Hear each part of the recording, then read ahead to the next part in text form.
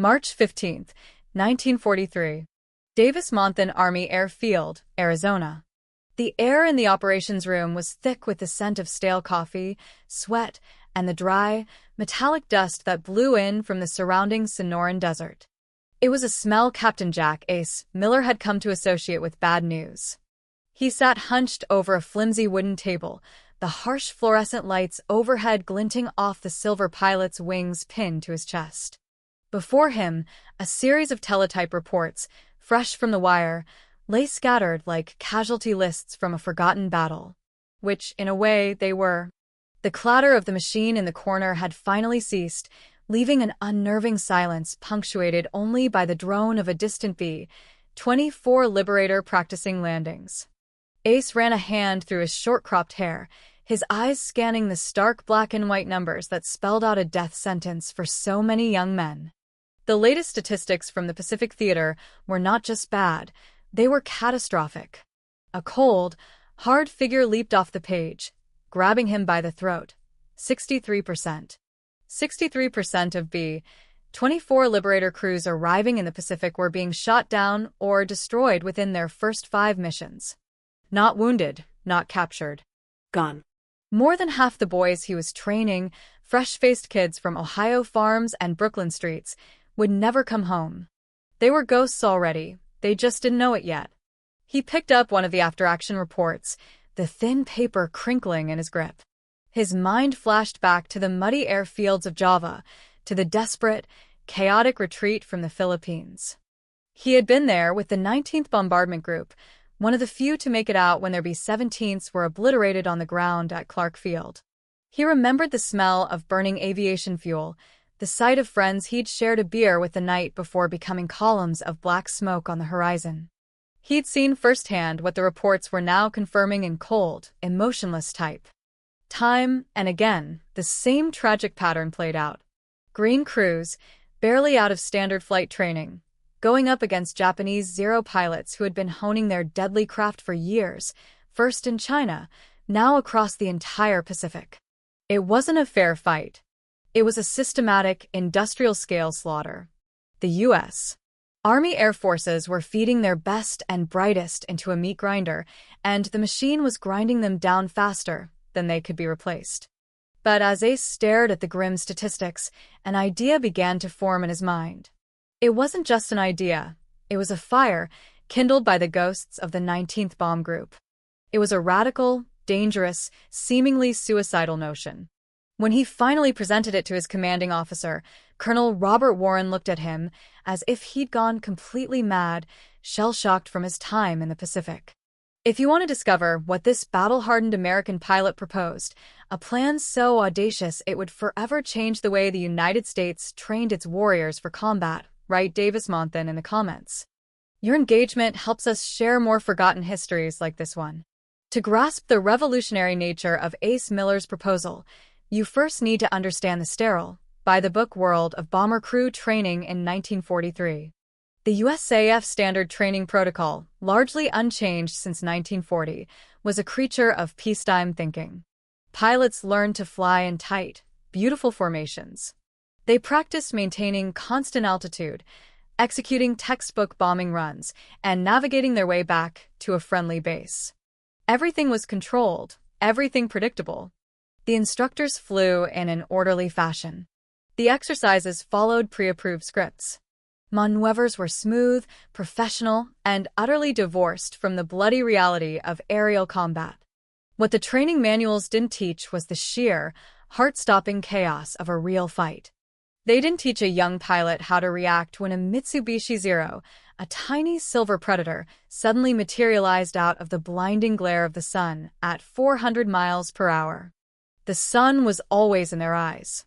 The manuals didn't drill the crew on how to hold formation when the tail gunner's voice, cracking with terror, screamed over the intercom. Bandits at 6 o'clock high. 3 more of M. They didn't teach a 20-year-old kid how to make life-or-death decisions in the fraction of a second, while adrenaline turned his brain to jelly and his hands, slick with sweat, trembled on the controls of a 10-ton bomber. The result was tragic and predictable. The USAF was producing crews who were technically competent but psychologically unprepared for the brutal shock of their first taste of combat. Ace Miller had seen it with his own eyes. Before being rotated back stateside as an instructor, he'd flown 27 missions over the South Pacific in AB-24 with a 5th Bombardment Group. He'd watched young crews simply freeze at the critical moment. He'd seen perfectly good bombers, engines running fine, spiral out of the sky because the pilot panicked when the fighters pounced. He'd watched too many good men die, not for a lack of flying skill, but from the paralyzing shock of combat. So, he proposed something no training command had ever dared to consider. He proposed to train his crews exactly as they would be attacked in real combat, without warning, without scripts, and without the standard safety protocols that were getting them killed 6,000 miles away. Ace's proposal, laid out on Colonel Warren's mahogany desk, was simple in its concept but radical in its execution. He wanted to turn every single training flight into a full-scale combat simulation. The instructors, flying nimble P-38 Lightning fighters, would attack the student bomber crews without any prior notice, from any angle, using every dirty trick and tactic the Japanese pilots employed over the Pacific. The bomber crews would have to defend themselves, maintain their formation, and complete their training objectives, all while experiencing the same crushing stress, deafening confusion, and adrenaline-fueled terror they would face over the heavily defended targets of Rabaul or Truk Lagoon. Colonel Warren listened patiently, his face a granite mask, his fingers steepled beneath his chin. When Ace finished, the colonel was silent for a long moment. Finally, he spoke, his voice low and dangerous. "Captain," he said, "what you're suggesting is going to get somebody killed. Here. Over Arizona. You're asking for my permission to ambush student pilots as if they were the actual enemy. This violates every training protocol, every safety regulation we have." Ace Miller didn't flinch. He leaned forward, his eyes burning with an intensity that came from watching men die. "Sir, with all due respect, our current protocols are already getting men killed. They're just killing them over the Pacific instead of here. If we're going to lose crews, I'd rather lose them over Arizona, where we can learn from our mistakes, not over the ocean where they just become another statistic on a teletype report." Warren didn't grant the authorization immediately, but crucially, he didn't reject it either. He saw the desperate logic in the captain's madness. Instead, he did something unexpected. He gave Ace Miller 2 weeks. 2 weeks to design a detailed protocol. If Ace could prove on paper that this aggressive combat training could be conducted with an acceptable level of risk, Warren would consider a pilot program. For the next 13 days, Ace Miller barely slept. He worked 16, sometimes 18 hours a day, fueled by coffee and a relentless drive to honor his fallen comrades. He was a man possessed. He designed a 3-phase system that would gradually ratchet up the combat stress on the crews. Phase 1. Announced attacks, with a 30-second warning given over the radio. Phase 2. Surprise attacks, but from predictable, pre-briefed angles. Phase 3. Total, unrestricted combat. No warnings, no rules, exactly as the Japanese would do it. He established specific safety hard decks, minimum separation distances, minimum altitudes for evasive maneuvers, and clear emergency abort signals. But within those parameters, anything was fair game. P-38 Lightnings from the training command would act as the enemy Zeros. They would dive out of the sun. They would make high-speed head-on passes. They would simulate coordinated multi-axis attacks. They would do everything Ace had seen the Japanese pilots do to tear American bomber formations apart over the Pacific. On April 3, 1943, Colonel Warren, impressed by the sheer detail and ruthless logic of the plan, approved a 4-week trial with a single squadron. The experiment was on. The first flight of the new program took off at 0614 hours on April 7th. 6B-24 Liberators lumbered into the cool morning sky, forming up into a standard combat box formation. The young pilots in the cockpits knew, intellectually, that they would be attacked at some point during their 2-hour training mission. They knew P-38s would be involved. What they didn't know was when, from where, or with what level of terrifying aggression. Ace Miller was leading the attack element in a P-38, flanked by two other combat veteran instructors. They had spent days studying Japanese after-action reports, memorizing the exact tactics that had proven so effective against the B-24s. Now, they were about to unleash that same ferocity on their own students. If you're still watching, you're part of history itself. Subscribe to the channel so you don't miss the dramatic conclusion to this extraordinary story. At 0643 hours, 8,000 feet above the baked earth floor of the Arizona desert, Ace attacked. He came screaming down directly from the eye of the rising sun, a classic Zero tactic that rendered him all but invisible against the blinding glare. The gunners in the B-24s didn't see him coming until his P-38 was just 400 yards out, its twin booms and central nacelle growing in their sights at an impossible speed. In a real combat situation, they would have already been dead, their bomber riddled with cannon fire. Ace ripped past the lead bomber, deliberately passing just 50 feet from its wingtip at over 340 miles per hour. He was close enough for the entire 10-man crew to feel the violent turbulence of his wake slam into their aircraft, shaking it like a dog shaking a rat. The effect was immediate and catastrophic. The neat B-24 formation disintegrated instantly into chaos. 3 of the heavy bombers broke formation in a panicked, uncoordinated scatter. One pilot initiated a turn so sharp and violent that he nearly collided with his wingman, forcing the other pilot into a terrifying dive. The formation leader, to his credit, held his course, but his gunners never fired a single round from their practice guns. They had frozen solid, mesmerized by the sheer speed and violence of the attack. Second attack. This time, Ace's wingman came in from 5 o'clock low, another favorite Japanese approach that exploited the B-24's blind spots. The tail gunner saw him coming, but his call-out over the intercom was a garbled, high-pitched squeal of panic. The pilot never received a clear warning and took no evasive action. A simulated kill. Third attack. Ace and his 2 instructors executed a coordinated, 3-direction simultaneous assault, the kind of complex maneuver that only experienced Japanese aces could pull off. The result inside the bomber formation was total pandemonium. Radios crackled with confused, overlapping shouts. One of the B-24s dropped 1,200 feet in just 18 seconds in a desperate, uncontrolled dive. Another broke away from the formation entirely, flying in disoriented circles, alone, crippled buffalo separated from the herd and ready for the slaughter. The entire exercise lasted only 11 minutes. When Ace gave the signal to terminate and the P-38s gracefully peeled away, the 6 B-24 crews were mentally shattered. Several gunners reported feeling nauseous from the stress. 2 co-pilots openly admitted to having panicked, their minds going completely blank. But they had survived. And more importantly, they now knew, deep in their bones, exactly what real combat felt like. Back on the ground, in the debriefing room, the air was heavy with the smell of sweat and failure. But Ace didn't berate them.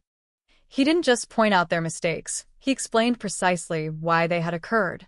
He showed them how panic interrupts rational thought, how crew communication breaks down under extreme stress. Then he said something that no instructor had ever told them before. "What you felt up there today," he said, his voice quiet but intense, "that terror, that confusion, that feeling that everything was falling apart. That is exactly how you will feel over Rabaul. But the next time you feel it, it won't be the first time. And that, gentlemen, might just be what saves your lives." The second training flight was on April 9th. This time, the crews thought they knew what to expect. They were wrong. Ace changed the tactics. He attacked 20 minutes earlier than anticipated. He came from a completely different angle, using the rugged mountainous terrain to mask his approach. The results were marginally better. The formation held together, albeit sloppily. The gunners actually opened fire with their practice rounds. Communication was clearer, but they were still making fatal mistakes. Third flight. April 12th. Ace simulated a damaged Zero that appeared to be limping away from the fight, only to whip around and come back in a sudden, impossibly angled attack. It was a classic Japanese deception, a sucker punch that had killed dozens of Allied crews who had fatally let their guard down. Two of the student bombers fell for the trap. They relaxed their defensive posture, and in the simulation, they were annihilated. Fourth flight, April 14th. Coordinated attacks from 5 P-38s, hitting them from multiple vectors simultaneously. Fifth flight, April 16th. Ace had his fighters focus exclusively on the weakest, most vulnerable bomber in the formation, the Japanese tactic of isolating the wounded member of the herd. Each flight brought new tactics, more pressure, more controlled chaos. Each flight, the crews learned something the standard training manuals could never have taught them. They weren't just learning how to fly, they were learning how to think while their bodies were screaming at them to either fight, flee, or freeze. By the 10th training flight, on April 28th, a remarkable transformation had occurred. The very same crews that had scattered in terror during the first attack were now holding tight, disciplined formations under assaults that would have seemed unsurvivable just 3 weeks prior. Their gunners were coordinating their fields of fire, creating an interlocking wall of simulated machine gun fire. The pilots were executing smooth, evasive corkscrew maneuvers without breaking formation. The navigators and bombardiers were maintaining situational awareness even as the cockpit was filled with the simulated chaos of battle. Most importantly, they no longer panicked. They had been ambushed so many times from so many different directions that the initial shock of combat no longer paralyzed them. Panic had been replaced by procedure. Chaos had been broken down into a series of solvable problems. On May 4, 1943, a stoic Colonel Warren stood before the Bomber Training Command staff and presented the results of the 4-week pilot program. The data was irrefutable. Crews from Captain Miller's program showed a 76% improvement in reaction time to threats, an 84% improvement in crew coordination under stress, and a 91% improvement in formation retention during evasive maneuvers. But the most important statistic was yet to come. On May 18th, the first squadron trained under the Miller method arrived in the South Pacific. They were assigned to the 380th Bombardment Group, operating out of Darwin, Australia. They were sent immediately into the fight. During their first 5 missions, the critical period where 63% of crews were typically lost, Captain Miller's squadron suffered 0 losses. 0. They faced the same 0 attacks. They flew the same dangerous missions over the same heavily defended targets. But when the Japanese fighters came screaming out of the sun, these crews didn't freeze. They didn't panic. They executed the exact procedures they had practiced 100 times over the Arizona desert under Ace Miller's brutal tutelage. And they survived. By June of 1943, the Bomber Training Command ordered that Captain Miller's aggressive combat training method be implemented in all heavy bomber training programs across the country. By August, 14 different training bases were using his protocols. By December of 1943, more than 2,400 bomber crews had been trained under the Miller system. The official statistics were staggering. The survival rate for a crew's first 5 missions skyrocketed from a dismal 37% to an incredible 78%. With 10 men in every B-24 crew, that translates to more than 1,800 lives saved by one training program. 1,800 American boys who got to go home because one battle-scarred pilot from the 19th Bomb Group dared to propose an idea that everyone else called insane. Ace Miller himself returned to combat in October of 1943. He was assigned to the legendary 8th Air Force in Europe, flying B-17 Flying Fortresses against heavily defended German targets. He completed another 34 missions, surviving the flak-filled skies over Schweinfurt and Berlin. He ended the war with 61 total combat missions, a Distinguished Flying Cross, and 4 air medals. But his most important legacy wasn't the missions he flew himself. It was every single crew that survived their first brutal encounter with the enemy because someone had finally taught them what hell felt like before they had to face it for real. After the war, Ace rarely spoke of the training program. In a 1967 interview, a young reporter asked if he felt proud to have saved so many lives. Miller, older now, his face a roadmap of his experiences, simply shook his head. I didn't save any lives, he said, his voice a low gravel. I just gave those boys the same chance to fight that the enemy pilots already had. A fair chance. That's all any instructor can ever do. The aggressive combat training method that Captain Jack Ace Miller developed in the Arizona desert in 1943 still forms the bedrock of how modern air forces train their combat crews. Elite exercises like Red Flag, the aggressor squadrons at Nellis Air Force Base, even the Navy's famous Top Gun program, they all descend directly from the crazy idea of an American pilot who understood a fundamental truth about warfare.